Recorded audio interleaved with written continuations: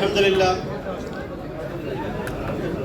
সর্বশ্রেষ্ঠ মহান আল্লাহর যে মহিমা, আমি এই এক্সিলেন্ট ওয়ার্ল্ডে প্রথমত আমাদের স্যারদের মাধ্যমে সংযুক্ত হয়েছি এবং হওয়ার পরে যে আমার একটা ভালো বিজনেসটা এমন পর্যায়ে আমাকে নিয়ে আসছে, এখন আমি এমও হয়ে গেছি যে আস্তে আস্তে জিএম হলে আমার একটা ইনকাম হবে।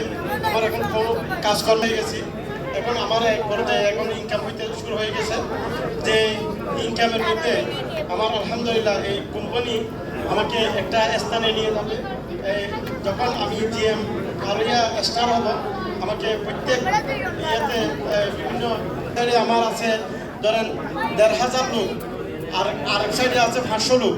যেমন আমি এখন এমও হয়ে গেছি, এমও হওয়ার পরে যে এখন প্রত্যেক মেসিংয়ের মধ্যে আমার কমসে কম ৩৬০ টাকা করে, যদি ডেলি যদি ১০ মেসিং হয় আপনার ডেলি ৩,৬০০ টাকা আমার ইনকাম বাংলাদেশি।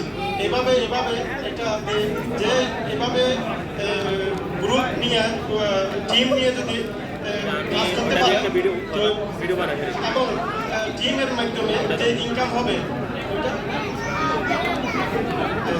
এখন সময় নাই, আমার বক্তব্য এখানে শেষ করলাম। আসসালামু আলাইকুম।